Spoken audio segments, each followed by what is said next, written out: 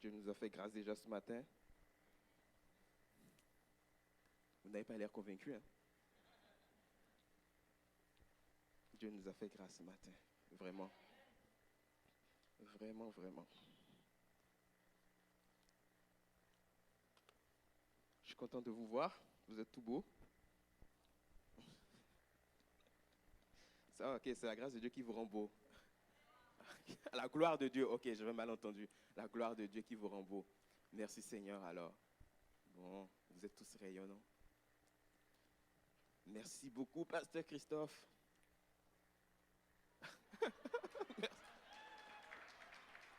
Merci bien. Alléluia. Bon, ce matin, je pense qu'avec tout ce qui a pu prendre part dans la louange, je pense que ça préparait les cœurs pour ce qui va être enseigné ce matin. Ma sœur Anne, est-ce que je peux te demander un service de m'accompagner au piano pendant tout? Je pense que le Seigneur a préparé nos cœurs parce que, merci beaucoup Anne, parce que nous avons, il y a ce message-là qui brûle sur mon cœur depuis à peu près 4 mois. Et quand le Seigneur m'a demandé de préparer ce message, j'étais déjà planifié pour prêcher une fois. Je devais l'apporter cette fois-là, mais ça n'a pas fonctionné finalement parce que je n'avais pas pu prêcher. J'ai été planifié une autre deuxième fois, mais ça n'a pas fonctionné parce que je n'ai pas pu prêcher également à cette fois-là. Finalement, aujourd'hui, je suis capable d'apporter ce message. Et j'ai compris une chose, en fait, c'est parce que il y avait des choses sur lesquelles le Seigneur voulait particulièrement attirer mon attention dans la méditation avant que je puisse apporter ce message-là. Et vraiment, moi-même, j'ai été enrichi par ce message-là. J'ai été béni, encouragé. Et je crois que ce matin, il y a quelque chose aussi qui va prendre place dans plusieurs vies. Il y a quelque chose qui va prendre place et vraiment, je veux particulièrement aujourd'hui vous inviter à écouter, surtout à noter. Parce qu'il y a, on va être sur le pardon, sur l'offense et le pardon. Il y a beaucoup de choses qui peut-être ne vont pas se régler immédiatement dans des vies, mais pour lesquelles vous allez devoir méditer ces passages-là et tout pour pouvoir avoir des victoires. Et on sait que le manque de pardon empêche certaines grâces de se manifester dans nos vies. Et le manque de pardon est criant dans le monde en général et dans l'Église particulièrement. Et si Dieu attire notre attention sur ça, il y a une raison particulière. Parce que si nous voulons pleinement vivre la destinée que Dieu a prévue pour nous, il y a des choses que nous devons laisser de côté. La Bible dit que Dieu a tant aimé le monde qu'il a donné son Fils unique, Jésus-Christ, afin que quiconque croit en lui ne périsse point. Et tout cela dans le but que nous puissions avoir accès à la vie éternelle. Et Dieu a exprimé son amour de cette façon-là, qu'il a choisi de nous offrir ce qu'il avait de plus précieux. Il a choisi de payer le prix parce qu'il considère que nous avions de la valeur. Et on connaît tous le prix. Ça a été Jésus sur le bois de la croix. Et lorsqu'il a fait, aussitôt qu'il a fait, nous avions été au bénéfice de ce ministère de la réconciliation. Et on rend grâce à Dieu pour cela. En fait, Dieu s'est dit, nous en valions tellement la peine que ça valait le coup de donner Jésus. Est-ce que vous réalisez cela? Est-ce que nous réalisons cela? Peu importe notre arrière-plan, peu importe ce que nous avons fait jusqu'à présent, est-ce que nous réalisons que pour Dieu, nous en valons tellement la peine qu'il a décidé d'offrir ce qu'il avait de plus précieux, son Fils, pour nous, par amour. je nous rappelle quelque chose, c'est que lorsque Dieu a choisi de le faire, nous étions pécheurs par nature. La Bible dit ceci dans Romains 5, 10, que alors même que nous étions ennemis de Dieu, Dieu nous a réconciliés avec lui. Nous étions ennemis de Dieu. Ennemis de Dieu. Naturellement, nos ennemis, nous n'avons pas envie d'aller vers eux. Parce que nous savons que nos ennemis veulent nous faire du mal. Et en retour aussi, on veut leur faire du mal par nature. Mais Dieu s'est dit, ils sont mes ennemis par nature. Et lorsqu'on dit que nous étions ennemis de Dieu, il faut comprendre une chose. Peut-être que vous allez vous dire, mais je n'ai rien fait de mal vis-à-vis de Dieu. Mais il faut que nous comprenions quelque chose. Dieu est saint. Et s'il ne voit pas de sainteté en quelqu'un, automatiquement la personne est son ennemi. Dieu nous a donné sa sainteté en faisant habiter en nous son Saint-Esprit, afin que nous ne soyons plus ses ennemis, que nous soyons trouvés saints à ses yeux, que nous soyons trouvés justifiés à ses yeux. Donc c'est pour cela que nous naissons pécheurs par nature et non pas à cause de ce que nous avons fait.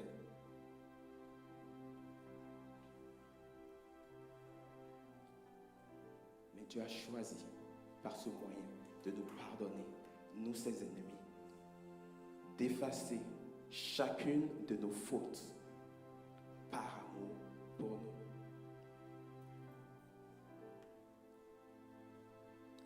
Si on regarde à nos vies passées, si on fait une rétrospective de ce qu'étaient nos vies, on peut réaliser que Dieu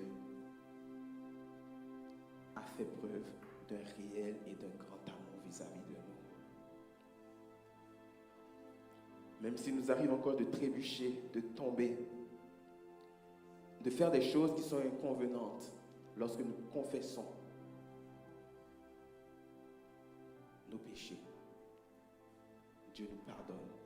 Et nous continuons le chemin. En retour, qu'est-ce que Dieu attend de nous?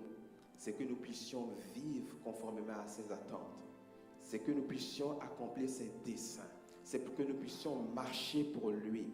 Selon qu'il est dit dans Romains 6, 13, consacrez donc vos facultés au service de Dieu et faites de vos membres des instruments de sa volonté. Remettez-les entre les mains de Dieu afin qu'il s'en serve comme arme pour accomplir ses desseins. Tout ce que nous sommes doit être pour accomplir la seule volonté de Dieu. Quand je me lève le matin, mon seul désir doit être d'accomplir la volonté de Dieu, de mettre tous mes membres, tout ce que je suis à son service. Vous savez, lorsque Dieu nous a rachetés, il nous a fait participants de sa nature. Il a mis en nous son esprit. Il a déversé en nous son amour, ou répandu son amour, comme vous dites, d'eau version en nous. Et ça, vous le trouvez dans Romains 5, 5. Et l'Esprit de Dieu, alors qu'il vit en nous, il est celui aussi qui permet la communion avec Dieu, avec Christ. Et c'est lui qui nous qualifie, ce Saint-Esprit en nous, qui nous qualifie pour exprimer le caractère de Christ. Et si vous posez la question de c'est quoi le caractère de Christ, on le trouve dans Galates 5, 22, 23. Mais le fruit de l'esprit, c'est l'amour, la joie, la paix, la bonté, la bienveillance, la patience, l'humilité, la foi, la maîtrise de soi. C'est le caractère de Christ. Et c'est ce caractère que nous devons exprimer au quotidien. Pourquoi? Parce que Christ a établi sa demeure en nous.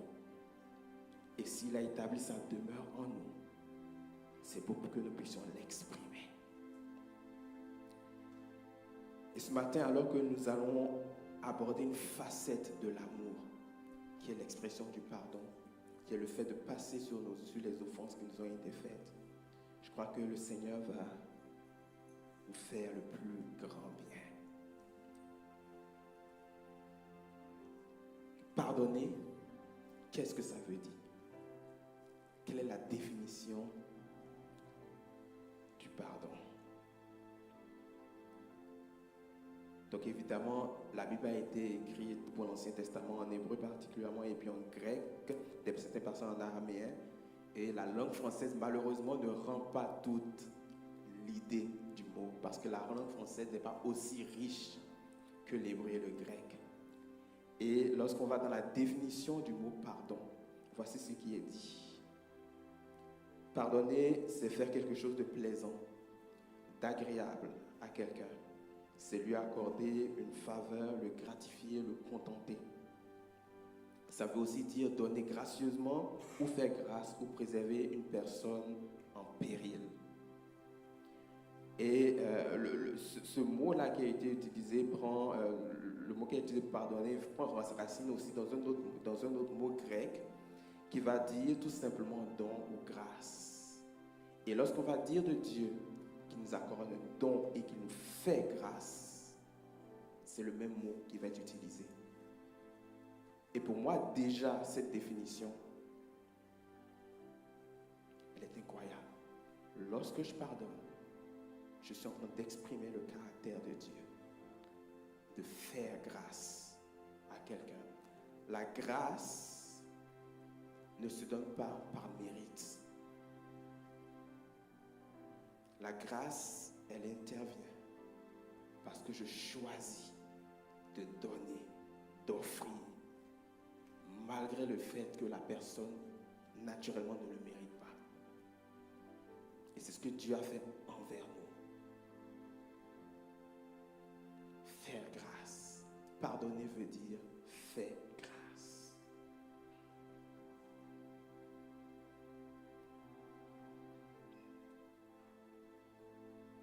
Faire grâce. Donc lorsque je pardonne, lorsque je fais grâce, ça n'a rien à voir avec le fait que la personne ait mérité quoi que ce soit. Ça n'a rien à voir avec le fait que je suis la personne offensée dans l'histoire. Ça n'a rien à voir. C'est une décision conduite par l'Esprit pour exprimer le caractère de Dieu dans nos vies. C'est une décision qui me conduit à pardonner et non un sentiment. Et non un sentiment. C'est pas parce que je le sens, c'est pas parce que je suis dans l'émotion que je vais me dire aujourd'hui, je vais pardonner. Non, ça n'a rien à voir.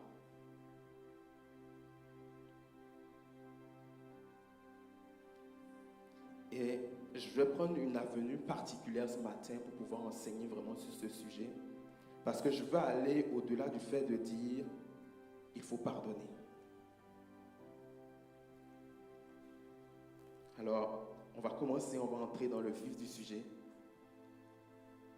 Et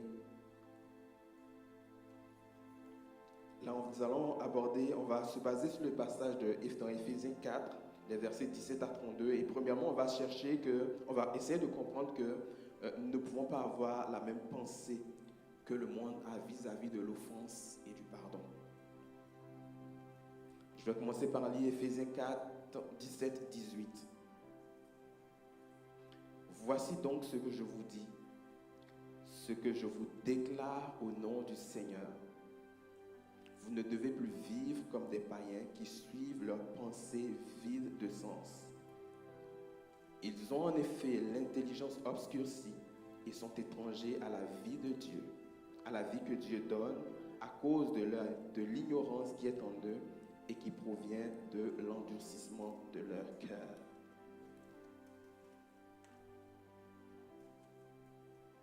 Clairement ici, ce passage nous dit que on ne peut pas chercher à fonctionner de la même façon que les gens qui sont dans le monde. On ne peut pas adopter les standards du monde parce que nous avons été rachetés par Dieu. Le mode de pensée d'une personne qui n'est pas à Christ, ce ne doit pas être le genre de modèle que nous suivons. Parce que ceux qui n'ont pas reçu Christ n'ont pas reçu sa vie. Ils n'ont pas reçu son Saint-Esprit. Et ils n'ont pas la pensée, l'intelligence renouvelée. Étant donné qu'ils n'ont pas cette pensée, cette intelligence renouvelée, leur façon de penser va être à l'encontre de ce que Dieu veut. Et ce passage nous rappelle que ceux qui n'ont pas reçu Christ donc, sont ignorantes des choses de Dieu. Et donc, il ne faudrait pas que ce soit eux notre modèle. Ces personnes ont un manque de connaissance de ce que Dieu attend de nous. Un manque de connaissance vis-à-vis de sa volonté. Et ce passage nous dit que ce manque de connaissance va affecter leur intelligence. Il va les amener à entretenir des pensées qui sont stériles. Donc des pensées qui ne portent pas de fruits aux yeux de Dieu. Et ce qui est intéressant, c'est que cette ignorance-là provient de l'endurcissement de leur cœur. Parce qu'ils ont choisi de fermer leur cœur, la connaissance n'a pas pu entrer dans leur cœur et leur intelligence n'a pas pu être affectée. À cause de l'endurcissement de leur cœur. Mais ce que je veux que nous retenons ici, c'est que peu importe la source de notre ignorance, que ce soit par endurcissement ou autre, s'il y a d'autres façons, peu importe la source de tout cela, de notre ignorance, comme il est dit dans ce passage, elle obscurcit notre intelligence. Et lorsque j'ai l'intelligence qui est obscurcie, ça veut être obscurcie, donc rendue noire, qui m'amène à ne pas prendre des décisions en accord. Donc une intelligence qui n'est pas illuminée par la vie de Dieu, par la lumière de Dieu, et qui m'amène à prendre des décisions en accord avec la volonté de Dieu. Donc peu importe la source de notre ignorance, elle va obscurcir notre intelligence.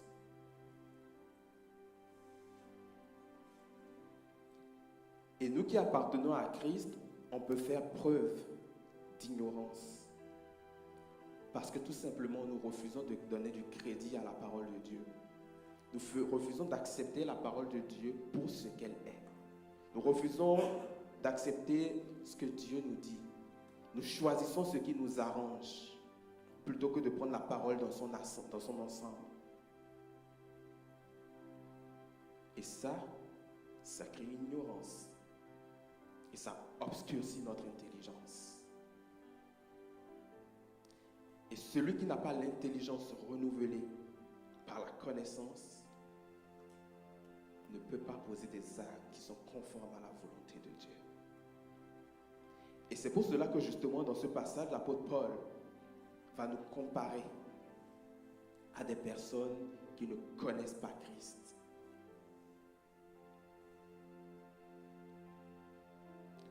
Parce que lorsque nous connaissons Christ et que nous laissons à la connaissance le soin de nous enseigner, de renouveler notre intelligence, alors là, à ce moment-là, nous pouvons agir conformément à la volonté de Dieu. Donc si je rejette la connaissance, si je choisis dans la connaissance ce qui m'arrange, ce qui me touche le plus, si je trie ce qui est pour moi selon mon avantage, à ce moment, je ne suis pas différent de quelqu'un qui n'a pas Christ. Je ne suis pas différent de non-chrétien. Parce que mon intelligence n'est pas renouvelée. Elle est obscurcie.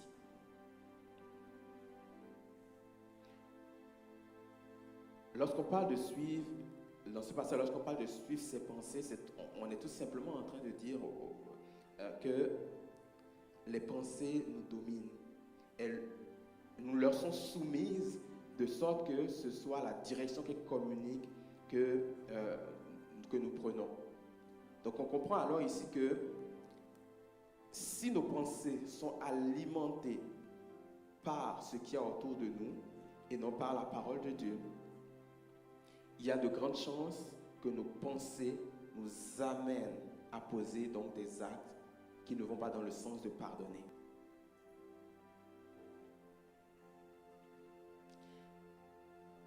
C'est pour ça ici qu'il faut vraiment faire attention. Parce que nos pensées vont inspirer nos actes.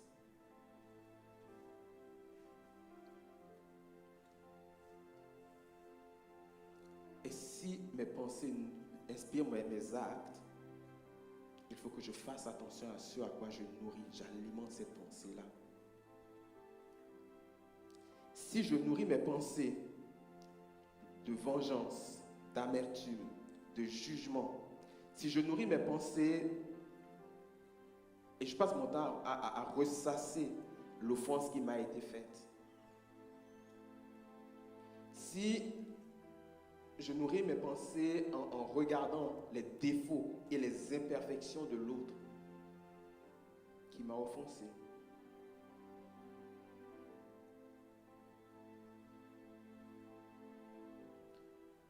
si j'alimente mes pensées par les ragots qui circulent sur la personne, il y a de grandes chances que je ne sois pas en mesure de pardonner. Parce que j'ai laissé ma pensée être alimentée par un type de connaissance qui est venu obscurcir mon intelligence.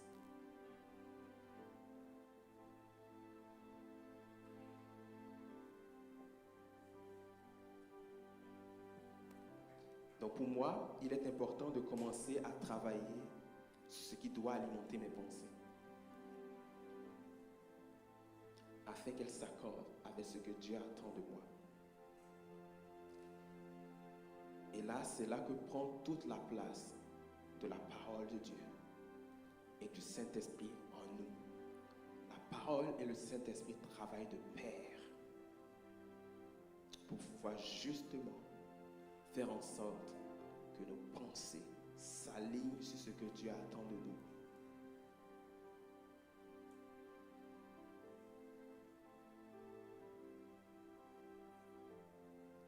Alléluia. Alléluia.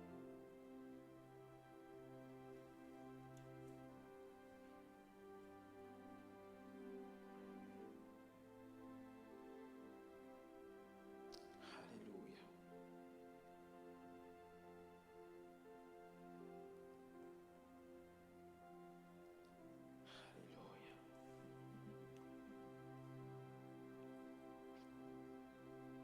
Si on endurcit nos cœurs,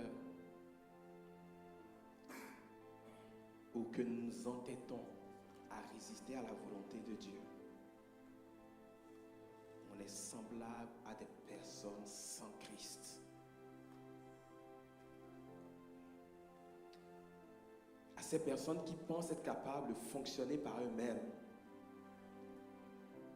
et d'arriver à quelque chose de probant, et d'arriver à quelque chose qui a une valeur éternelle.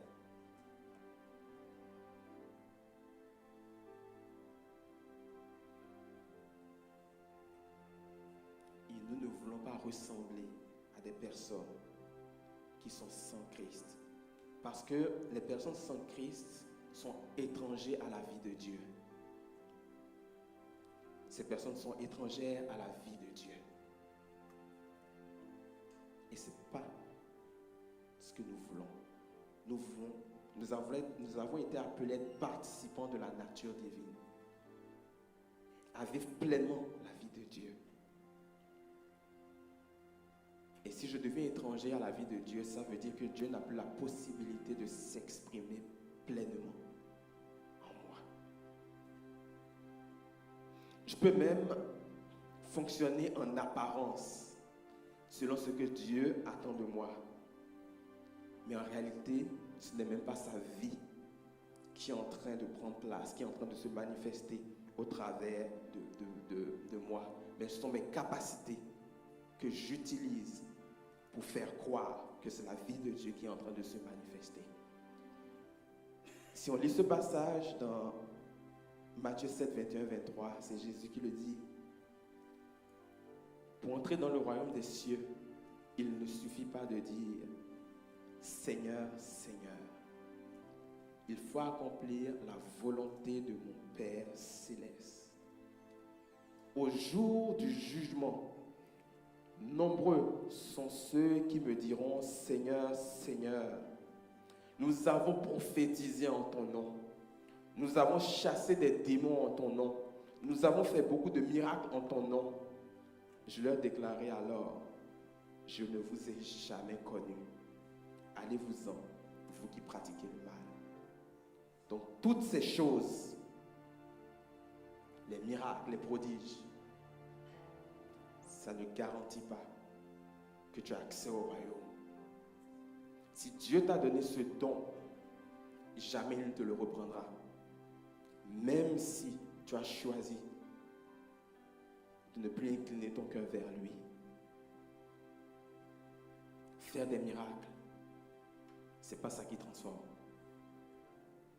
Ce n'est pas ça qui nous transforme durablement.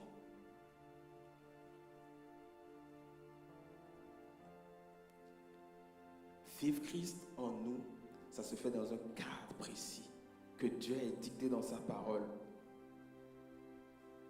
Il y a une façon de fonctionner que la Bible nous enseigne. Et si on veut porter véritablement du fruit, il faut qu'on s'aligne sur la façon dont Dieu a pensé les choses.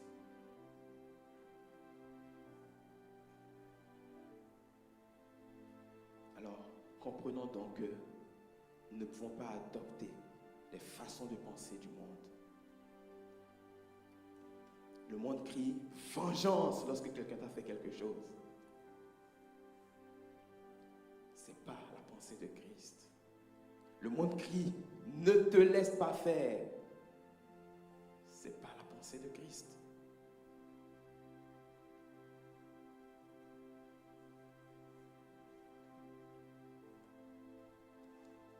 Donc comprenons que nous ne devons pas adopter les pensées du monde comme notre modèle.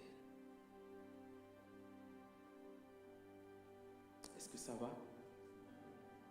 Vous êtes encore avec moi? Vous n'êtes pas découragé? Non, pas du tout. On va aller encore un peu plus loin. Alléluia. Merci à notre sœur Patricia qui fait des résumés.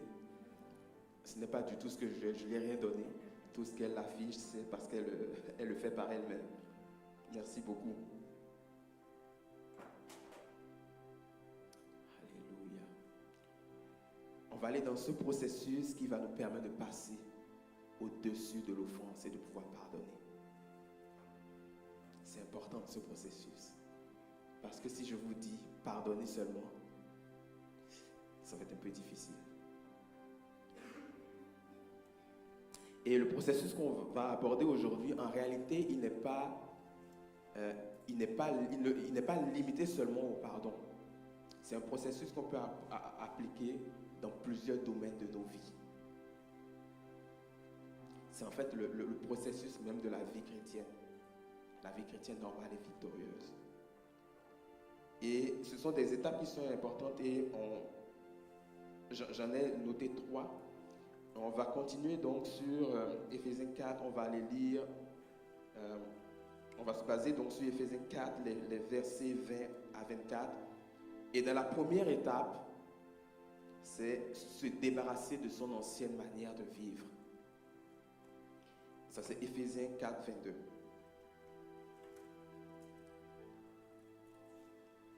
Mais je vais commencer à lire à partir de 20 pour celui-là. Mais vous, ce n'est pas ainsi que vous avez appris Christ, puisqu'on vous a fait savoir ce qu'il est et qu'on vous a enseigné dans le cadre de votre union avec lui ce qui est conforme à la vérité qui est dans Jésus. Donc il y a une façon de vivre Christ ici que l'apôtre Paul mentionne.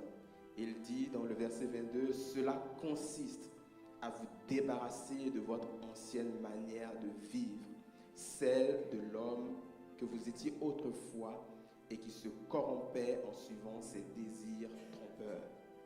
Donc cela consiste à vous débarrasser de votre ancienne manière de vivre, celle de l'homme que vous étiez autrefois et qui se corrompait en suivant ses désirs trompeurs. Débarrasser veut dire donc poser à côté ou poser au loin pour continuer son chemin, se débarrasser de quelque chose. En fait, cela va sous-entendre que j'ai donné le dos à cette chose et que je poursuis mon chemin sans cette chose-là, car elle est inutile, car elle n'a plus de valeur pour moi, cette chose-là.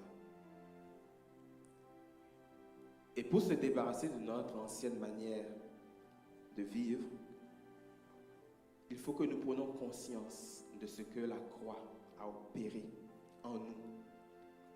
Et il faudrait qu'on agisse en connaissance de cette révélation-là de la croix.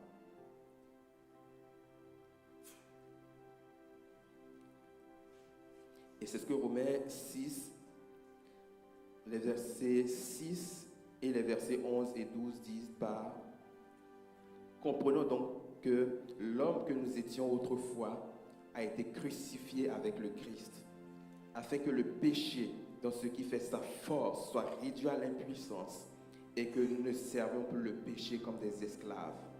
Et dans les versets 11 et 12, ainsi vous aussi, considérez-vous comme morts pour le péché. Donc regardez-vous comme morts pour le péché. Acceptez l'idée que vous êtes morts pour le péché, que le péché n'a plus d'emprise sur vous, et comme vivant pour Dieu dans l'union avec Jésus-Christ.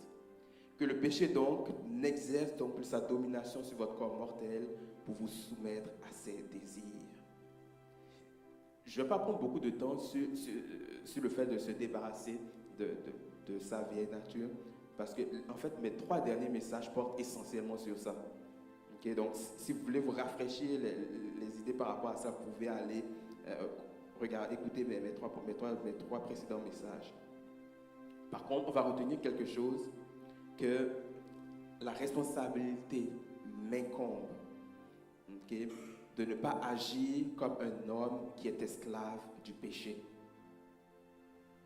La responsabilité m'incombe.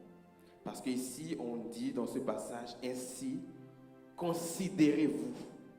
C'est que tu te regardes dans un miroir, c'est une image, ok? Tu regardes dans un miroir et te dis, je suis la personne sur laquelle le péché n'a plus d'emprise. Et maintenant, je vais et je fonctionne de cette façon-là.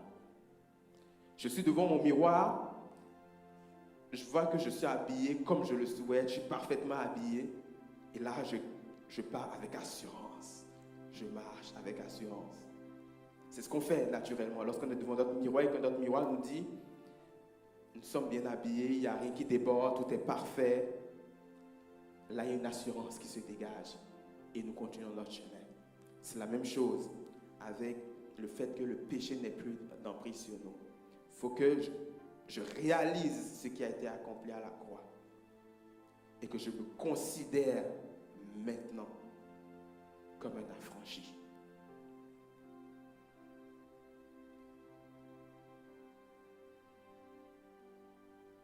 C'est des choses qu'il faut accepter par la foi et se considérer comme libre vis-à-vis du péché. Ce passage nous dit que la nature du péché a été réduite à l'impuissance. Ça veut dire qu'elle n'a plus la faculté, la nature du péché n'a plus la faculté de me contraindre. Lorsque je sens en moi la nature du péché vouloir se manifester, je peux dire tais-toi. Parce qu'elle n'a plus la puissance pour me contraindre. Comme avant, quand j'étais sans Christ.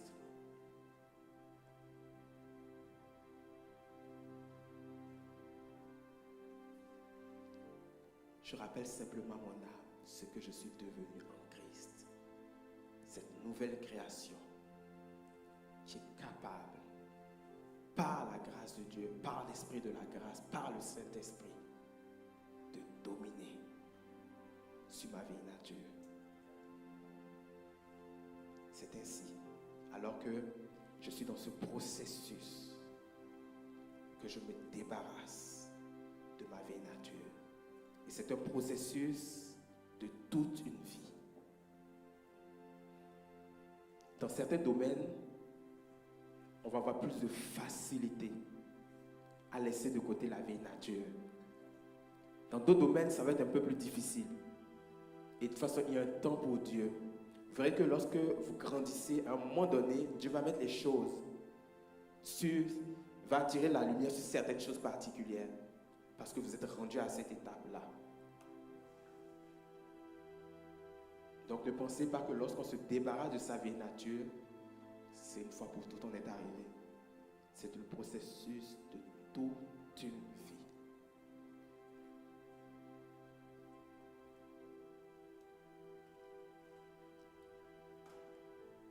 Pour en arriver là, il faut que je prenne conscience de ce qui a été opéré à la croix. Que le péché, dans toute sa puissance, a été désarmé. Et donc, je ne peux plus être contraint par le péché. Parce que, en moi, le Saint-Esprit vit. Et le Saint-Esprit est ma nouvelle source. Ce n'est plus la nature pécheresse. La nature pécheresse, c'est pour ça que la Bible parle du premier Adam et du dernier Adam. Nous sommes nés avec la nature pécheresse qui provient du premier Adam. Et le dernier Adam est Christ. Et lorsque je nais de nouveau, le dernier Adam, Christ, vit en moi. Il devient ma source. Ma source.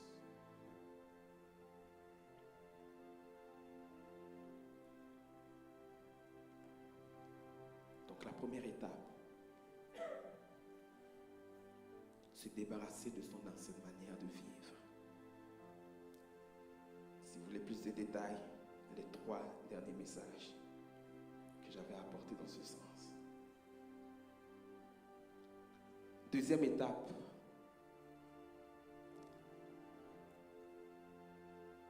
il faut que nous soyons renouvelés dans notre esprit et notre intelligence, selon ce passage dit dans Éphésiens 4, 23, à être renouvelés quant à votre esprit et votre intelligence. À être renouvelé quant à votre esprit et votre intelligence. Sur ce passage, je vais prendre par contre beaucoup plus de temps.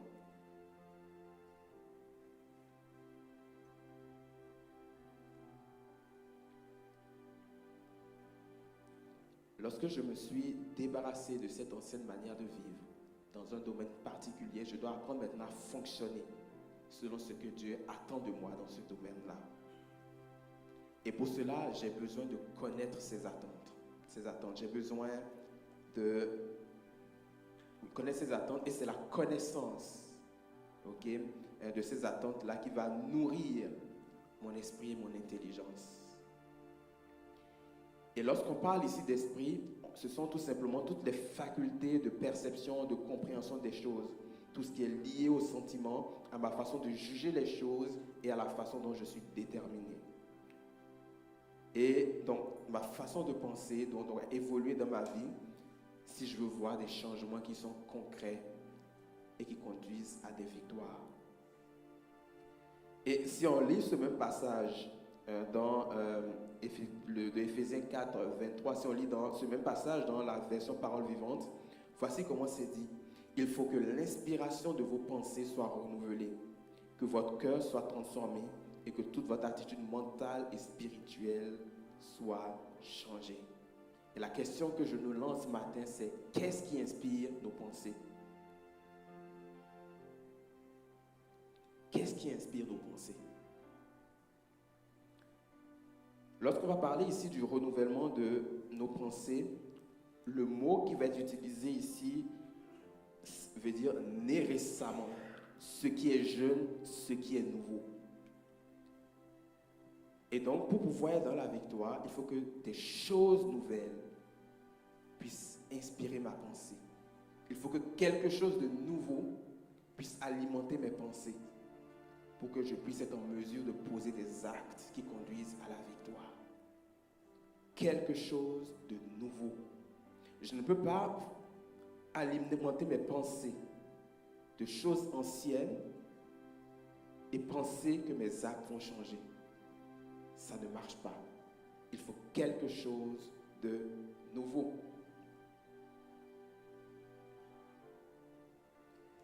Et ce qui va être nouveau pour moi dans ce cas-ci, c'est l'inspiration qui va ressortir de la méditation de la parole de Dieu. La vieille nature n'était pas habituée à cela, à ce que je m'asseye, je prenne le temps pour méditer la parole de Dieu. Mais la personne nouvelle que je suis et qui en est le Saint-Esprit doit s'habituer à ça.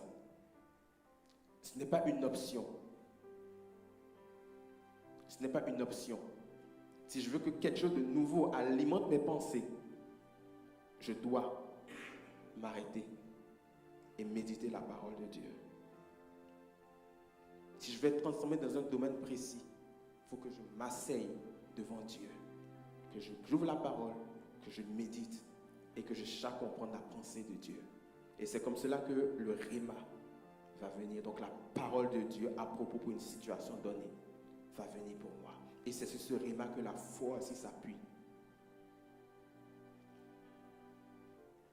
Hébreux 5, les versets 12 à 14 dit ceci. En effet, après tout ce temps, vous devriez être des maîtres dans les choses de Dieu. Or, vous avez de nouveaux besoins qu'on vous enseigne les rudiments des paroles de Dieu. Vous en êtes venus au point d'avoir besoin non de nourriture solide, mais de lait. Celui qui continue à se nourrir de lait n'a aucune expérience de la parole qui enseigne ce qu'est la vie juste, car c'est encore un bébé. Les adultes, quant à eux, prennent de la nourriture solide. Par la pratique, ils ont exercé leur faculté à distinguer ce qui est bien de ce qui est mal. La parole, elle peut constituer pour moi soit du lait, soit de la nourriture solide. Selon le temps que je vais mettre pour la méditer, pour la comprendre et pour l'accepter, pour vivre ce qu'elle me demande de vivre. Si je laisse à la parole le soin de transformer mes pensées, plutôt que de la lire superficiellement ou très rapidement, là je commence à reconnaître ce qui est bien de ce qui est mal. Je commence à reconnaître ce que Dieu attend de moi, de ce qui est la volonté du monde ou ma propre volonté, parce que je prends ce temps-là. Et lorsque je mets en pratique ces choses, je deviens donc une personne d'expérience.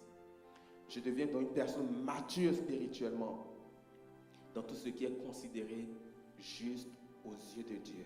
Je fais l'expérience de la parole de justice. Je commence à avoir des percées, des transformations qui sont durables parce que je prends le temps qu'il faut. Vous savez, on dit souvent qu'il faut lire la parole de Dieu chaque jour. Et ce qu'on va faire naturellement, on va prendre, lire un verset, un chapitre, 2 chapitres, 3 chapitres, 4 chapitres. Je crois que si on lit 4 chapitres par jour, on fait toute la Bible au complet.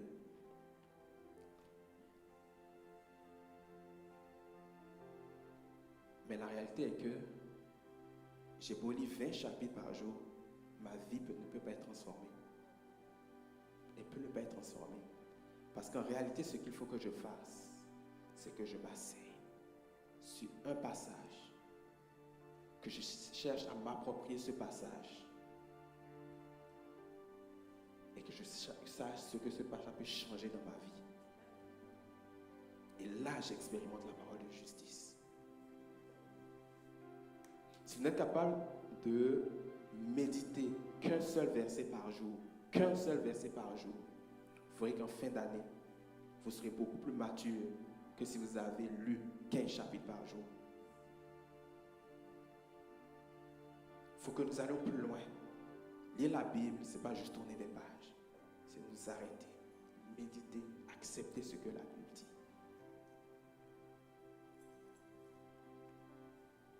Et passer beaucoup de temps dans les épîtres. Ça, c'est mon conseil. Passez du temps dans les épîtres si vous voulez grandir vraiment. Si vous passez votre temps dans l'Ancien Testament, vous allez être nourri d'histoires merveilleuses. Mais ceux de l'Ancien Testament n'avaient pas le Saint-Esprit. Passer du temps dans les épîtres.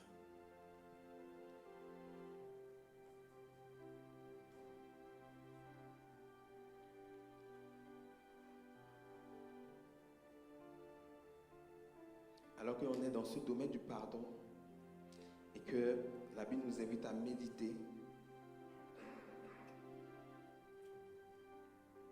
que dit la Bible véritablement à propos du pardon?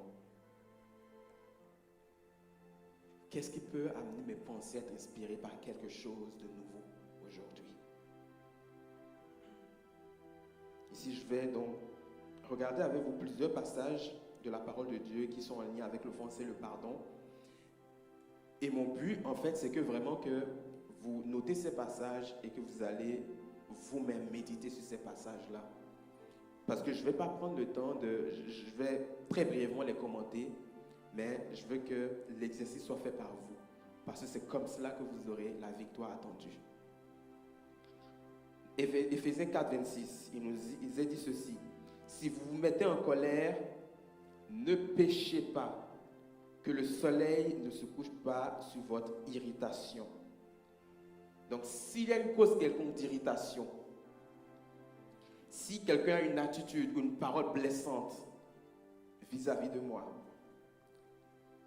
si quelque chose m'a froissé ou mis en colère, peu importe, la Bible m'exhorte avant la fin de la journée à m'arrêter et à régler ça. Et ça va à l'encontre de ce que le monde nous enseigne. Vous connaissez l'expression qui dit « La vengeance est un plat qui se mange froid ». Ça veut dire que je dois attendre des jours, parfois des semaines et des années avant de régler cela à ma façon. Mais la Bible nous dit ici, avant la fin de la journée, règle ça. Et pourquoi il faut s'empresser de le faire? Regardez dans le verset 27 d'Éphésiens 4. Afin de ne pas donner prise au diable. Afin de ne pas donner prise au diable.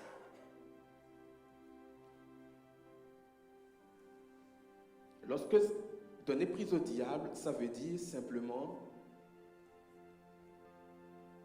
de laisser mes pensées être inspirées par quelque chose qui n'est pas de Dieu. Lorsque je suis en colère, les pensées que je vais nourrir, ce n'est pas du tout en accord avec la volonté de Dieu. Et c'est l'accès, c'est la prise que j'ai laissée au diable pour qu'il puisse me communiquer des choses qui vont nourrir l'amertume, le ressenti. C'est pour cela que Dieu nous exhorte avant la fin de la journée.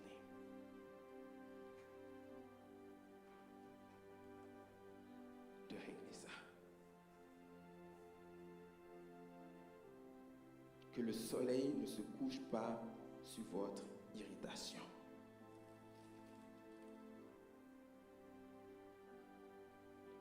Que votre colère s'apaise avant le coucher du soleil. Tu dois régler ça. Ne laisse pas ça t'endurcir. Ne laisse pas ça te tuer à l'intérieur. Mets-toi en règle immédiatement vis-à-vis de Dieu. Fais ce qu'il faut. Éphésiens 4, 29. Ne laissez aucune parole blessante franchir vos lèvres, mais seulement des paroles qui sont empreintes de bonté, qu'elles répondent à un besoin et aident les autres à grandir dans la foi. Ainsi, elles feront du bien à ceux qui vous entendent. Lorsque je suis fâché contre quelqu'un, je peux avoir tendance à avoir des paroles dures envers cette personne. Je peux avoir tendance à avoir des paroles méprisantes envers ces personnes. Parce que, étant blessé, je veux blesser l'autre aussi. Le monde dit, répond du tac au tac. S'il dit quelque chose, c'est renchéri. S'il dit autre chose, montre que tu es fort. Montre que tu es capable. Montre-lui que tu es vrai. Comme on dit en France, montre-lui que tu n'es pas une chochotte.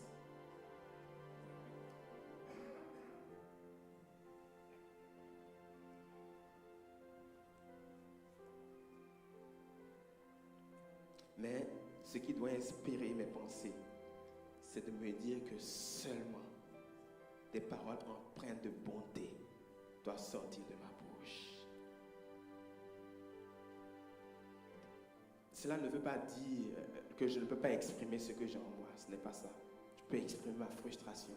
Je peux exprimer mon incompréhension. Mais il y a une façon de le faire. Il y a une façon de le faire. Et ce que je laisse sortir de ma bouche, ça doit être dans le but de favoriser le rétablissement de la relation. Ça doit être dans le but de faire grandir l'autre dans la foi. Vous savez, lorsque je règle une situation, si je me trouve offensé par quelqu'un et que j'ai des paroles empreintes de bonté, je démontre par là que je suis rempli d'amour de Christ. Je démontre par moi que ma foi est authentique, elle est réelle. Et cela permet d'encourager l'autre aussi et de se dire, waouh, je l'ai offensé.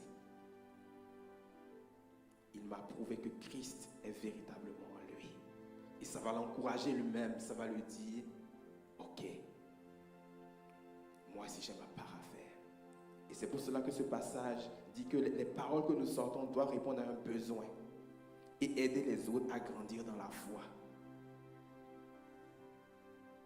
Mes paroles, si elles sont dites de la bonne façon, peuvent aider les gens à grandir dans la foi.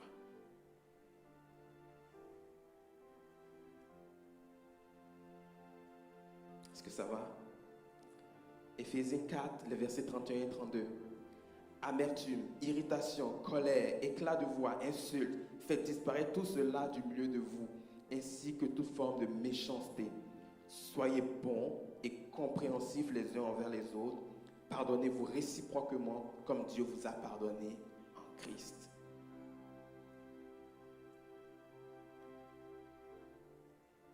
Amertume, irritation, colère, éclat de voix, c'est une forme de méchanceté. C'est ce que nous dit la parole. Et la méchanceté n'est pas de Dieu. Donc si j'exprime de la méchanceté, je suis en train de faire l'œuvre du diable. Parce que la méchanceté n'est pas de Dieu. Ce qui doit inspirer nos pensées, c'est que nous devons donc travailler être bons, être compréhensifs envers les autres. On doit avoir des cœurs qui sont agréables, plaisants. Des cœurs qui sont doux, bienveillants et miséricordieux.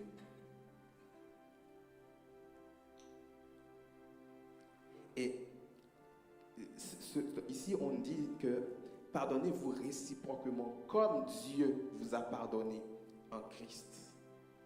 Vous savez, comme, c'est un mot courant dans la langue française.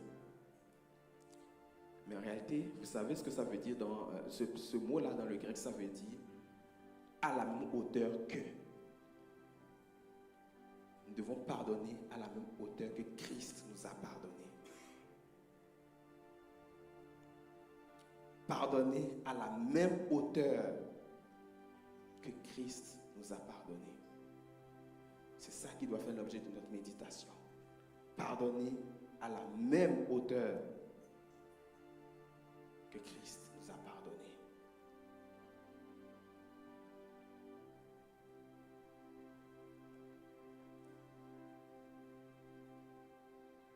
Vous savez, normalement, on ne peut pas donner ce qu'on n'a pas reçu. Si je veux pardonner, il faut que j'ai été moi-même pardonné. Or, Christ nous a déjà pardonné. Et donc, j'ai la capacité en moi de pardonner les autres. Nous avons aussi déjà, dans Romains 5,5, où on va dire que l'amour a été répandu dans nos cœurs par le Saint-Esprit. On parle de l'amour de Dieu. Ici, lorsqu'on parle de cet amour répandu par le Saint-Esprit, on parle de l'amour de Dieu qui a été déversé dans nos cœurs.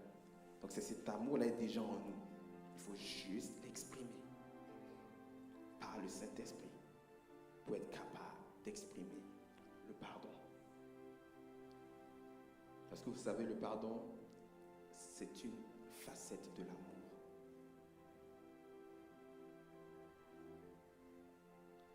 Proverbe 10, verset 12 dit ceci: la haine allume des querelles, mais l'amour couvre toutes les fautes. L'amour couvre toutes les fautes. Peu importe ce que la personne m'a fait, l'amour couvre toutes ses fautes. Et on a un passage similaire dans 1 Pierre 4, 8. Avant tout, aimez-vous ardemment les uns les autres, car l'amour pardonne un grand nombre de péchés. Il y a des petits malins qui vont me dire, mais là, il est dit un grand nombre de péchés, pas tous les péchés. Je me suis fait cette réflexion aussi. Je suis allé voir dans le grec. Mais parce que ça laisse place à l'interprétation. Un grand nombre, ça ne veut pas dire tout. Mais la réalité, dans le grec, c'est une multitude. En fait, pas une multitude, la totalité ou toute la multitude. C'est ça que ça veut dire dans le grec. La totalité ou toute la multitude.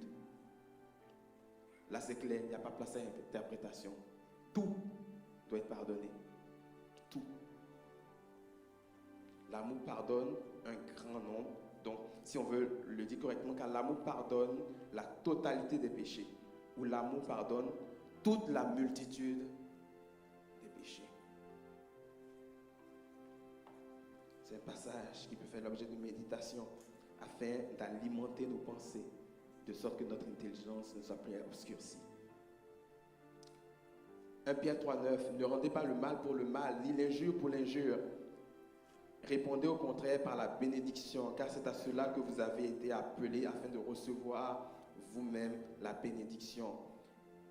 Bénir veut dire du bien, faire du bien. Il y a donc des bénédictions qui sont conditionnelles à la façon dont nous traitons les autres. Si je ne pardonne pas, je me prive de ces grâces-là. Si je ne pardonne pas, si je ne suis pas en bénédiction, je ne peux pas hériter de cette bénédiction-là, de la bénédiction. C'est donc un passage qu'il faut faire, donc il faut faire l'objet de nos méditations. Romains 12, les versets 17 à 21. Ne répondez jamais au mal par le mal. Cherchez au contraire à faire ce qui est bien devant tous les hommes. Autant que possible et dans la mesure où cela dépend de vous, vivez en paix avec tous les hommes. Mes amis, ne vous vengez pas vous-même, mais laissez agir la colère de Dieu, car il est écrit: c'est à moi qu'appartient de faire la justice. C'est moi qui rendrai à chacun son dû. Mais voici votre part. Si ton ennemi a faim, donne-lui à manger. S'il a soif, donne-lui à boire. Par là, ce sera comme si tu lui mettais des charbons ardents sur la tête. Ne te laisse jamais dominer par le mal. Au contraire, sois vainqueur du mal par le bien. Donc ici, dans ce passage, on parle de c'est à moi qui appartient de faire justice. C'est moi qui rendrai à chacun son dû. Certaines versions vont dire c'est à moi la vengeance et à moi la rétribution. Venger, ça veut dire quoi? Revendiquer son droit. Ça veut dire se faire justice, punir quelqu'un pour quelque chose. Donc c'est là qu'il mérite quelque chose, je le punis en conséquence. La vengeance, elle est claire, c'est dans le but de faire mal. Mais la rétribution, c'est beaucoup plus subtil que cela. En fait, la rétribution, ça veut dire payer pour quelque chose, acquitter, rendre un dû ou récompenser. Alors, si la vengeance me permet de rendre la monnaie de la pièce à l'autre, la rétribution, en fait, ce qu'elle va sous-entendre, c'est que je rémunère la personne. Donc, où j'agis envers la personne selon ce qu'elle mérite. Ça peut ne pas être de la vengeance. Ok? Je prends un exemple. Quelqu'un m'a fait du tort. Je décide de ne pas me venger parce que je suis un bon chrétien. Mais je décide de ne plus parler à la personne. Ça, c'est de la rétribution. Parce que je décide à ce moment-là que ce qu'elle mérite, c'est que je ne lui parle plus. Donc, je récompense la personne pour un acte qu'elle a posé vis-à-vis de moi. Je ne me suis pas vengé. J'ai simplement décidé de ne plus lui parler. Alors Dieu dit, à moi la vengeance, mais non seulement la vengeance, mais la rétribution aussi.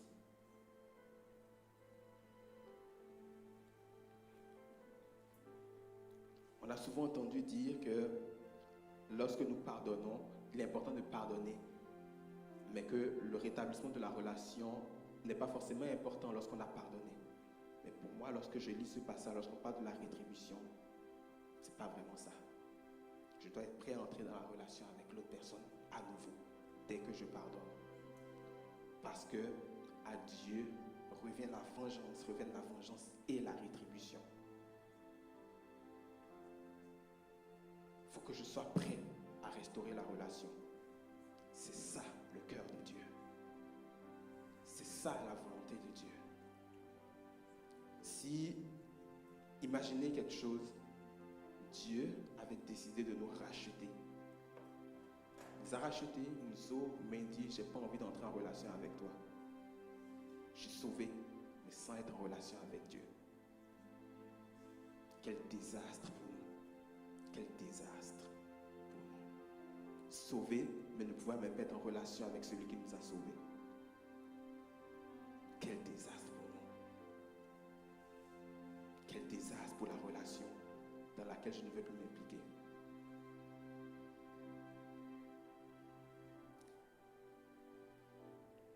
Qui vit en nous? C'est une question que je vous lance. Qui vit en nous?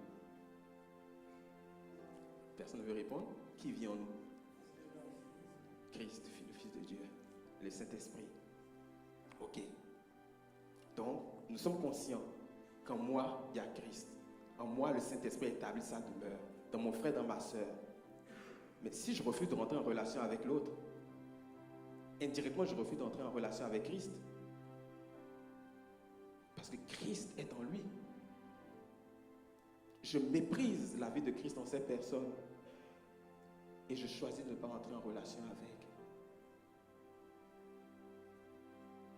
Si la personne n'est pas attachée, ne connaît pas Christ, je me prive de lui témoigner l'amour qui l'amènera à connaître Christ. Parce que je décide de ne pas entrer à nouveau en relation avec cette personne. Il y a des choses dont nous devons prendre conscience. Que la vie chrétienne, c'est la vie de Christ en nous. Ce n'est pas pour nous satisfaire. Ce n'est pas pour notre plaisir. Ce n'est pas pour m'asseoir chez moi et dire « Seigneur, je te bénis parce que je t'appartiens ». Ça ne t'avance pas à grand-chose. Tu as besoin de vivre Christ. Tu as besoin de le manifester. On a tous besoin de ça. On a besoin de manifester l'amour véritable et authentique. On a besoin d'entrer dans cette dimension du pardon. Parce que c'est cela Christ.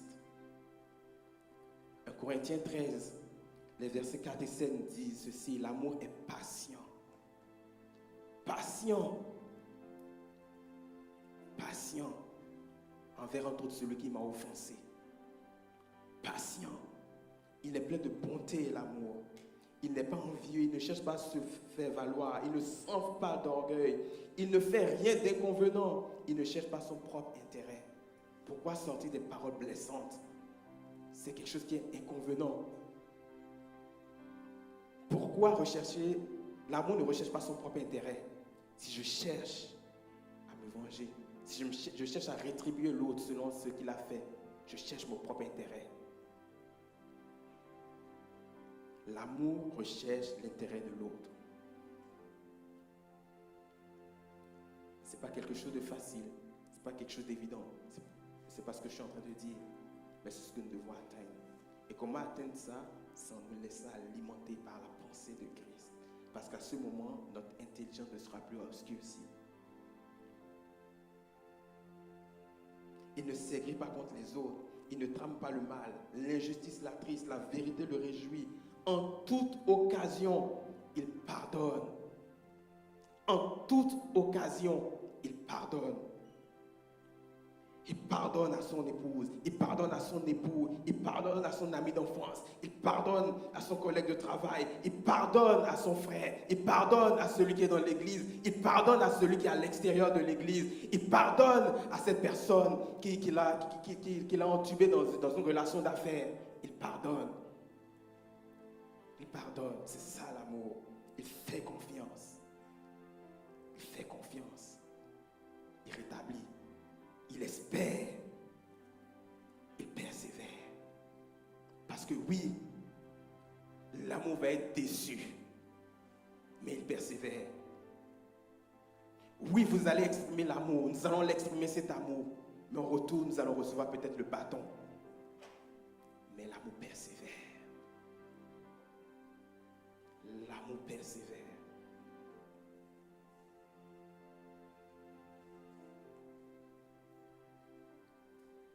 Première étape, se débarrasser donc de notre ancienne manière de vivre. Deuxième étape, renouveler, il faut être renouvelé dans notre esprit et dans notre intelligence. Troisième étape, on est en train d'arriver à la fin, je vous rassure. Mais il était important que je prenne ce temps-là. Troisième étape, Éphésiens 4, 24.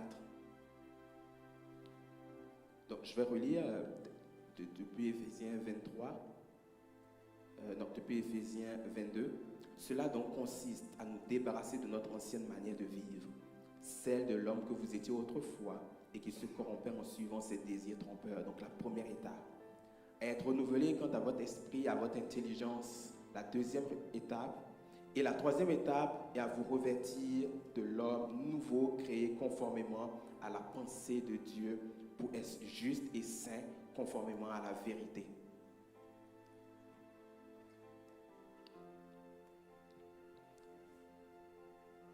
Se revêtir de l'homme nouveau.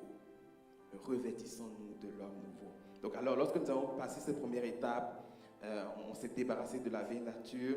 Lorsque nous avons laissé nos pensées être renouvelées, notre intelligence être renouvelée, parce que nous avons alimenté le renouvellement par la connaissance, par la parole de Dieu, à ce moment-là, il faut maintenant revêtir l'homme nouveau. Et lorsque nous arrivons à cette étape de revêtir l'homme nouveau, en fait, on regarde en arrière et on réalise qu'on a fait du chemin. À cette étape-là, on a déjà fait quand même pas mal de chemin. Et on peut se dire, comment je me revêts de l'homme nouveau? Se revêtir, c'est un acte naturel. Okay? Lorsque je prends un vêtement, je le mets sur moi, c'est tout naturel.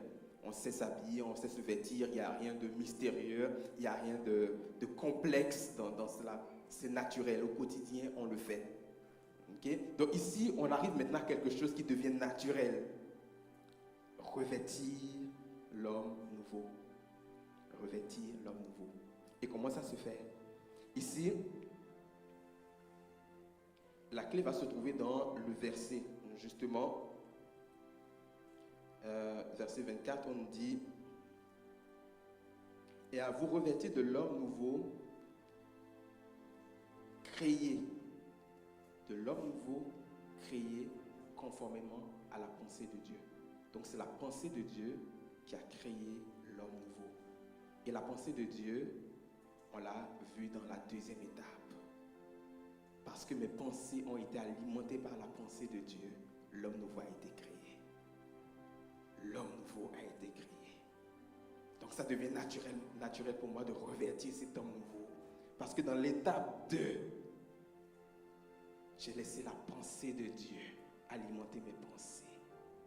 J'ai laissé la connaissance inspirer mes pensées pour devenir cet homme nouveau. Parce que l'homme nouveau est créé par Dieu, pas par moi. Par la pensée de Dieu, pas par moi.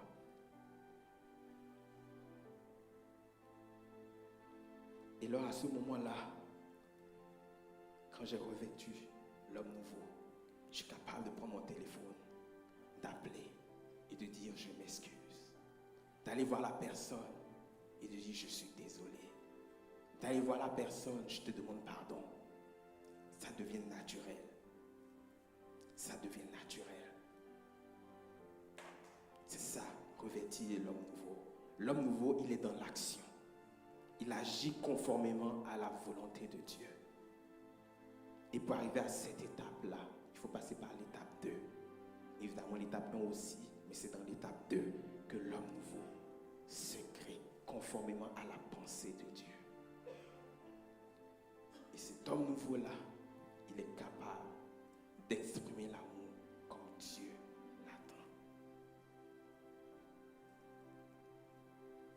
Cet homme nouveau, c'est celui-là qui est capable de tendre la main et de dire avançons à nouveau. C'est cet homme nouveau qui est capable de dire à un partenaire d'affaires qu'il avait floué, mettons ça de côté.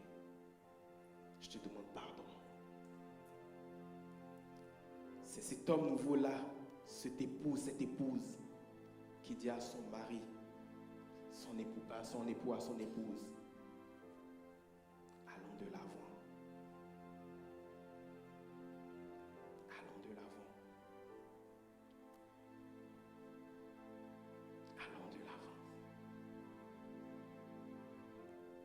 Allons de l'avant. C'est cet homme nouveau-là qui est capable de le dire.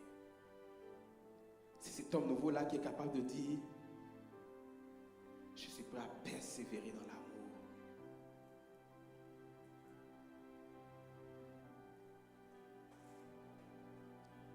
Je suis prêt à tirer un trait sur cette dispute qui traîne. L'autre va lui répondre, ben c'est ton problème. Mais cet homme nouveau va dire, ce n'est pas grave, je persévérerai quand même. C'est ça l'homme nouveau, créé conformément à la pensée de Dieu.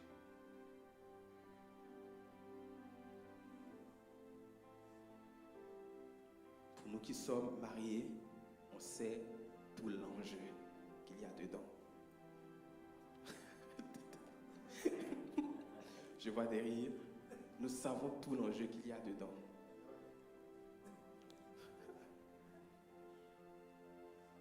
Le mariage n'est pas une affaire simple.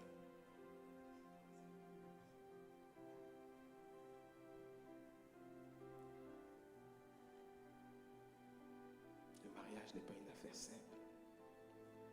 Mais dans toute relation, il y a l'amour qui doit s'exprimer.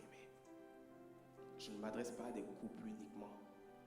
Je m'adresse à chacun d'entre nous. Afin que nous puissions être des vecteurs de l'amour de Christ. L'amour a un nom et c'est Christ. Christ en nous.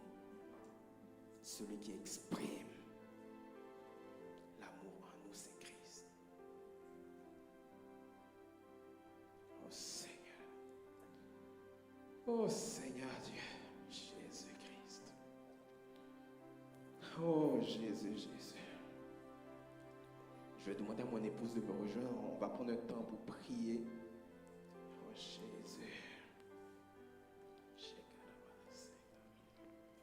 Oh Jésus. Jésus-Christ. Alléluia.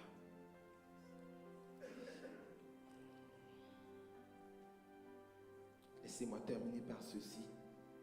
Et ce n'est pas dans le but de faire peur, mais de réaliser combien pour Dieu est important le fait de pardonner.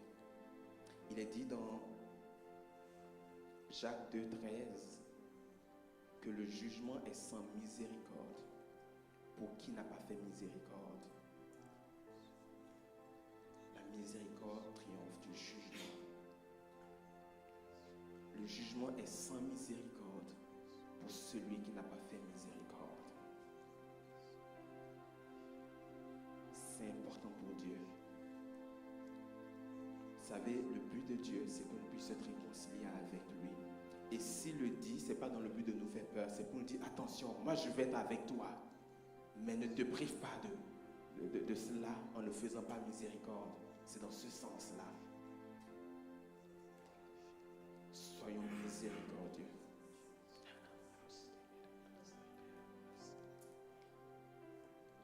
Ce message appelle à l'action.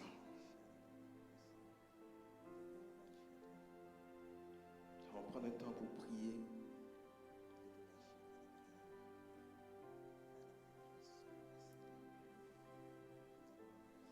Notre sœur Anne est inspirée, elle est conduite, elle joue du piano. Et je crois que alors qu'elle est en train de jouer, Dieu parle à nos cœurs. Dieu parle à nos cœurs. C'est le temps de tendre la main. C'est le temps de pardonner. C'est le temps de restaurer. C'est le temps d'aller de l'avant. Alléluia. Si vous voulez vous avancer, libre à vous. Si vous voulez rester à vos places, libre à vous. Nous allons prendre ce temps. Nous allons prier.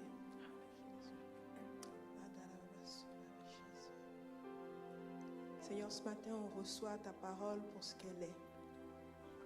On reçoit ta parole, Seigneur, qui est une parole puissante, une parole de vérité. Une parole qui libère. Une parole, Seigneur, Père, qui vient nous dicter véritablement, Seigneur, ta volonté pour nos vies. Une parole, Seigneur, qui vient affranchir encore ce matin. Une parole, Seigneur, qui veut nous emmener plus loin. Et Père, on reçoit ta parole avec humilité encore ce matin. Je prie, Seigneur, que les raisonnements, Seigneur, puissent tomber. Je prie que les résistances, Seigneur, Père, puissent tomber. Et qu'on reçoive ta parole avec des cœurs humbles ce matin. Seigneur, nous recevons ta parole pour ce qu'elle est. Ce matin, nous nous laissons entre tes mains. Nous laissons, nous faisons tomber nos raisonnements, nous faisons tomber ce qui nous retient. Nous laissons tout, Seigneur. Et avec humilité, nous disons, nous recevons ta parole. Tu as parlé, tu nous as interpellés, tu nous as révélé des choses. Et on ne veut pas être réfractaire. Bien au contraire, on veut se laisser m'aller par toi ce matin. On reçoit ta parole pour ce qu'elle est. Dans le nom de Christ Jésus. Seigneur, on a entendu. Tu as interpellé ce matin. Seigneur, tu as mis en lumière des choses cachées. Seigneur, tu as mis en lumière, Seigneur, ta volonté. Seigneur, tu nous as dit, non pas de nous conformer à ce qu'on entend, à ce qu'on voit, à ce qui est à la mode, non. Mais tu nous as dit encore que ta parole est un guide pour nos vies.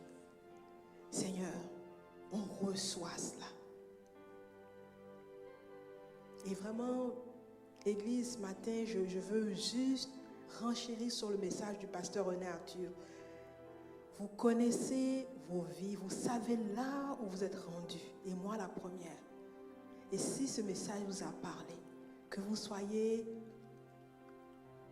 un couple, que vous soyez avec des défis de relation avec des membres de votre église, de votre famille, peu importe. On n'a pas besoin de savoir en fait ce qui se passe. Mais alors que vous avez reçu la parole, approchez-vous en avant et on va prier. On va prier comme pour dire, Seigneur, on a reçu ta parole. Puis, on ne veut pas juste être là, s'asseoir, non. On reçoit ta parole. Le fait qu'on s'avance, c'est comme si on veut déjà te dire qu'on se met en action. On se met en action pour voir un changement. On ne veut pas rester là où on est, mais on veut ce changement-là. Alors, je vais vous inviter à vous approcher. On n'a pas besoin de savoir pourquoi vous vous approchez. Mais je vais vous inviter. Et moi aussi, symboliquement, je vais me mettre en avant. Parce qu'on a tous des relations qu'on veut voir changer. On est tous en apprentissage. Je me mets en avant avec vous. Et je vais prier. Seigneur, on reçoit ta parole ce matin. On te dit merci pour ton interpellation. On te dit merci pour ta vérité qui nous a franchis. On te dit merci pour ta vérité qui nous transforme. On te dit merci parce que, Seigneur, tu enlèves ce qui n'est pas ta gloire dans nos vies. Et tu nous habilles, Seigneur, d'un vêtement nouveau. On te dit merci parce que tu vois nos limitations. Seigneur, tu vois ce qu'on a hérité de nos pères, tu vois ce qu'on a hérité du monde. Tu vois ce qu'on a érigé comme carapace. Mais ce matin, Seigneur, symboliquement, on s'avance. Et on dit, Seigneur, utilise-nous. Transforme-nous, Seigneur. Enlève nos raisonnements. Enlève nos faux semblants, Seigneur. Transforme-nous. Donne-nous la force, Seigneur, Père. Effectivement, d'aller là où tu veux qu'on aille. Donne-nous la force de se laisser transformer par toi. Donne-nous la force, Seigneur, d'accepter ce que toi tu veux faire dans nos vies. Seigneur, tu touches ce matin. Tu visites ce matin. Tu envoies un changement puissant, Seigneur. Tu réponds à l'appel de ton nom. Tu étanches la soif ce matin. Dans le nom de Jésus.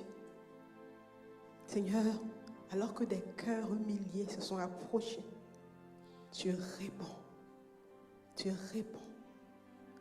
Tu réponds, Papa, dans le nom de Jésus. Nous nous attendons à entendre témoignages de restauration, de relation.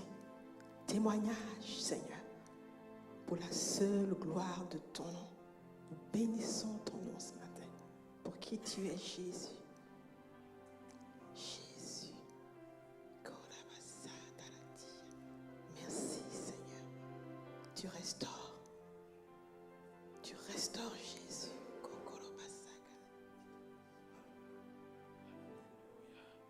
Tu restaures.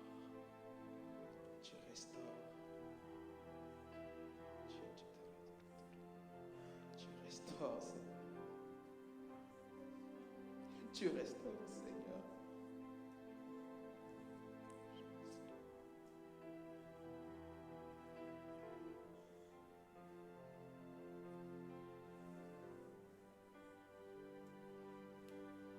Tu restaures, Seigneur.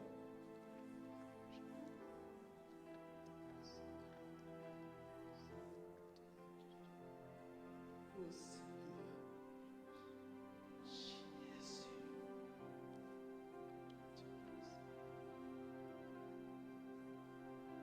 Pasteur Christophe, tu peux prier aussi tu peux prier pour nos bien-aimés aussi.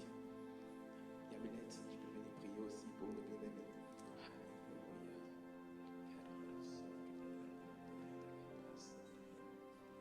Jésus. Alléluia. Tu es quelqu'un, tu es dans une relation toxique. Tu es une femme, tu es dans une relation toxique.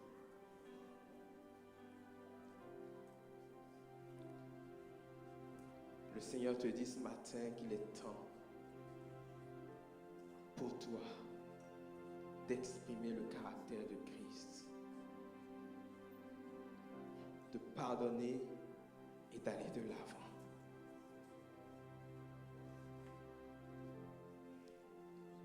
La toxicité de cette relation prendra fin lorsque tu vas choisir de pardonner.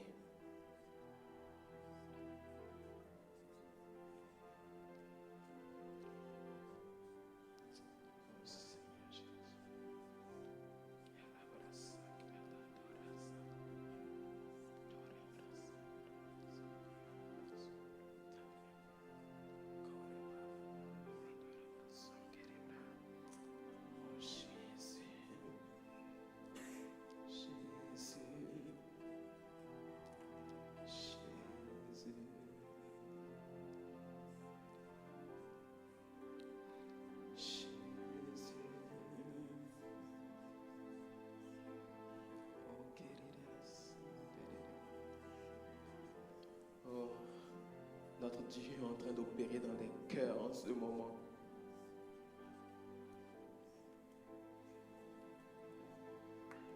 Il y a des cœurs qui sont en train d'être touchés particulièrement en ce moment.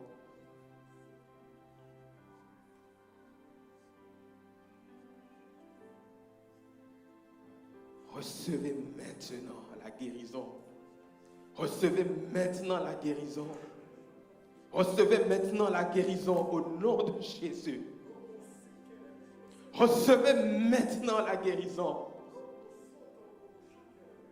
Recevez. Recevez maintenant la guérison.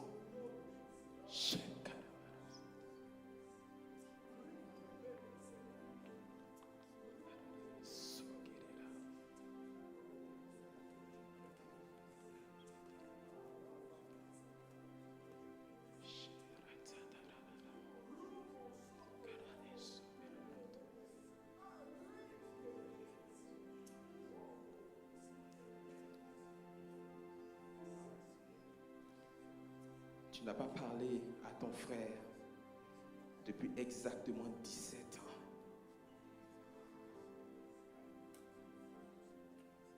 Le Seigneur te dit, aujourd'hui même,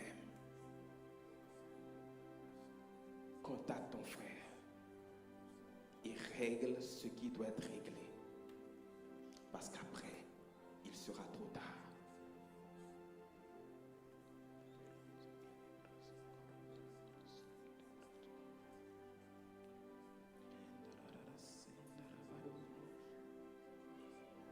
Oh Jésus.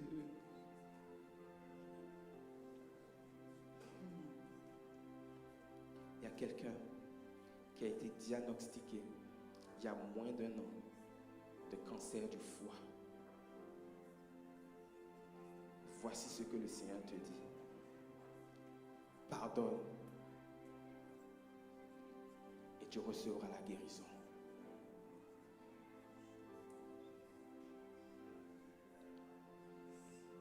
Vous savez, dans le domaine médical, les spécialistes vont dire que le manque de pardon peut entraîner différentes maladies. L'hypertension, toute forme de cancer, etc. C'est assez documenté dans le monde médical. Et lorsque Dieu nous demande de pardonner,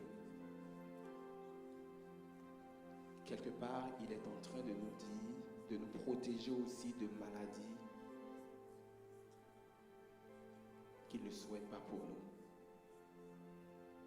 La Bible dit que c'est par ces meurtrissures que nous sommes guéris. Ça, c'est, je dirais, la généralité.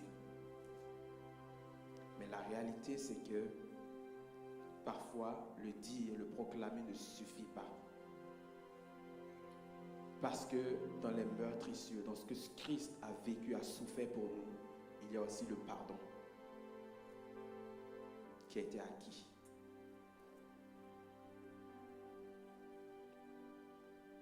C'est ce pardon-là, alors que nous le communiquons aussi aux autres, on se préserve des maladies. Ce qui fait en sorte que par les meurtrissures de Christ, nous sommes guéris aussi. Facette.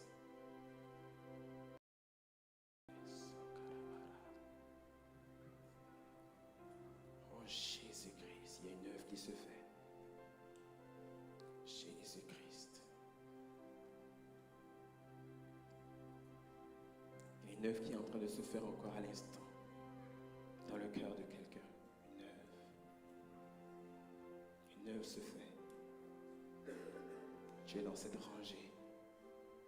Tu es dans cette rangée. Il y a une œuvre que Dieu est en train de faire. Tu te situes dans la rangée à ma gauche.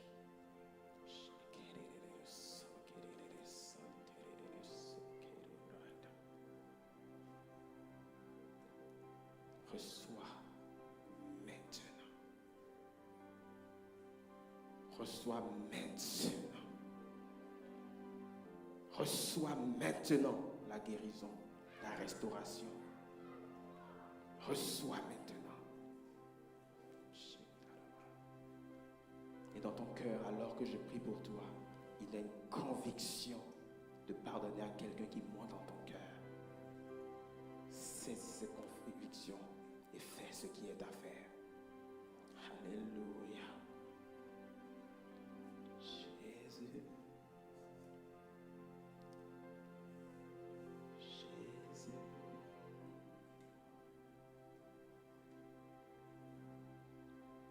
Jésus. Vous savez, pour pardonner, tu n'as pas besoin de prier, tu as besoin de poser un acte. Donc, arrête de prier par rapport à cela. Va et fais. Va et fais.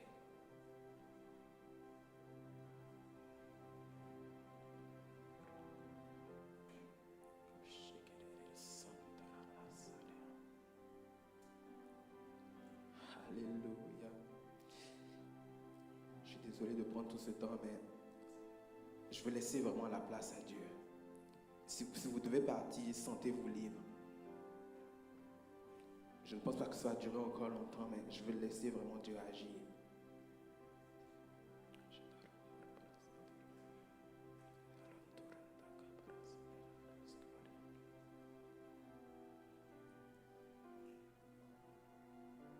Pour plusieurs, ce message va changer beaucoup de choses dans vos vies. Pour plusieurs, ce message va permettre non seulement des restaurations, mais ça va permettre aussi que des portes s'ouvrent, des portes qui sont restées fermées depuis longtemps.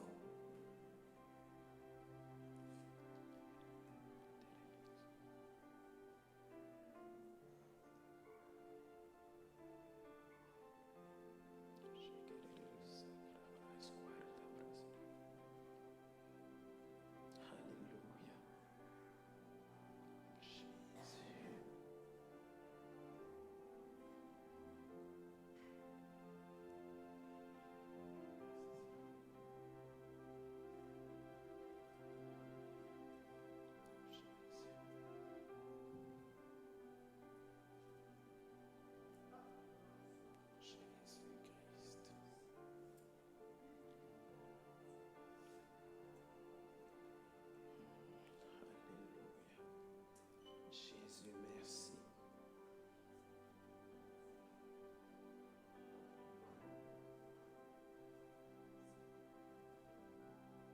Merci, Jésus.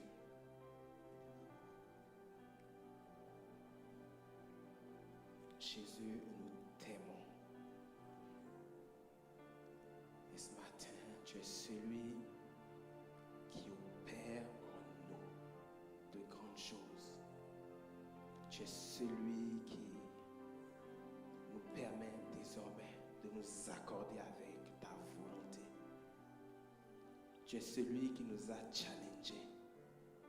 Tu es celui qui a mis le doigt avec précision sur certaines situations. Non pas dans le but de nous accabler, mais par amour, afin que nous puissions vivre pleinement ce à quoi tu nous appelles. Jésus, nous voulons te rendre grâce. Nous voulons te rendre grâce pour la restauration, pour les morceaux que tu recolles. Ton corps a été brisé afin que nous puissions aussi nous recoller des relations.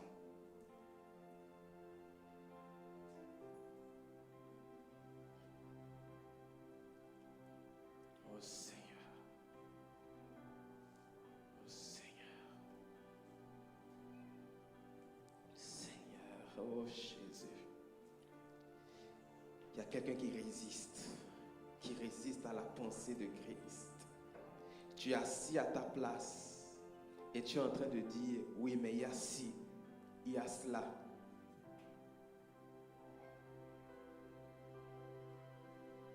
Le Seigneur te dit ceci, choisiras-tu de me faire confiance ou non?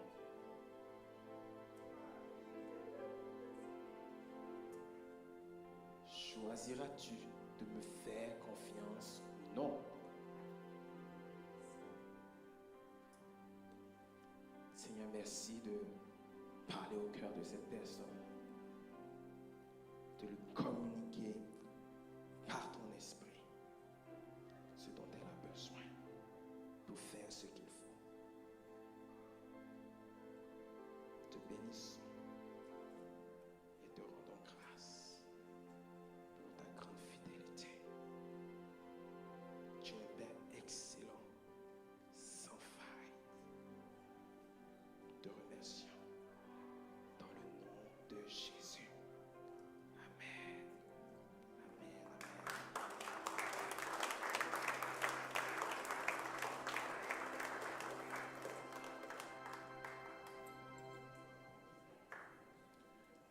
Seigneur, nous voulons te remercier, Seigneur, pour ce message. Seigneur, merci de nous regarder, Seigneur, ce matin, au travers, Seigneur, du sacrifice de la croix. Seigneur, nous réalisons, Seigneur, ce matin, que chacun d'entre nous, nous devons être animés de la pensée de Christ. Et notre désir, Seigneur, en quittant ces lieux, c'est que la pensée de Christ, Seigneur Jésus, nous pousse, Seigneur, nous pousse à établir des relations et non à les briser. Que la pensée de Christ, Seigneur Jésus, nous amène, Seigneur Jésus, à nous positionner dans le pardon.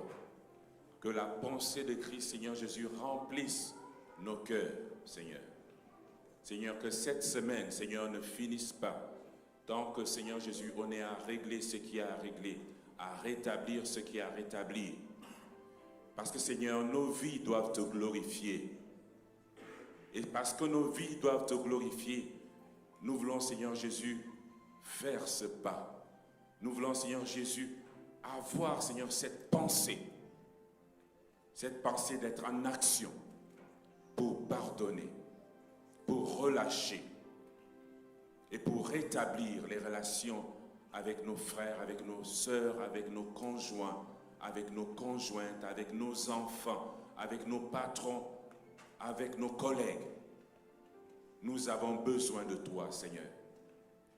Seigneur, aide-nous, Seigneur, encore ce matin, à ne pas être animés de la pensée du monde, à agir comme le monde, mais à agir comme toi. Règne en nous, Seigneur. Roi puissant, comme tu le dis dans ce chant, Roi puissant, règne en moi. Maîtrise nos cœurs, Seigneur. Viens régner et que ta seule volonté règne dans nos cœurs et dans nos vies à cause du don de Jésus. Amen. Nous allons nous lever. Alléluia. Nous allons tous nous lever. Et simplement, nous allons nous dire au revoir. Soyez bénis. Au nom de Jésus. Je vous ai eu. Soyez bénis au nom de Jésus. Que cette semaine soit une semaine de grâce et de faveur pour vous. Au nom de Jésus.